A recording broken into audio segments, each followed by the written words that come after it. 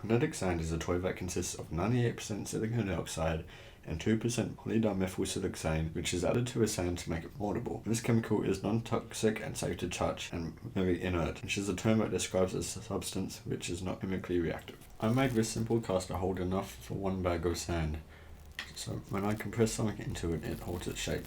Green sand is usually used for casting, but for someone who is just starting out, it might be harder to get than this. Empty the bag into the cast and compact it down as much as possible. I'll be using a copper pipe which I have scrapped over years solely for the purpose of melting down, and I'll be using an electric furnace to melt it. The reason why I went out to buy the kinetic sand was because the mould that came with the furnace was only for 0.5 grams, and I wanted something that could pour 200 plus grams instead.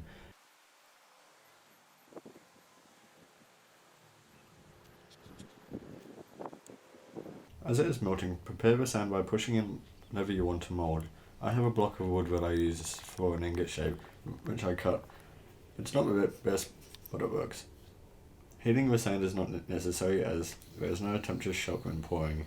It was my first ever time pouring copper, so I was nervous as hell.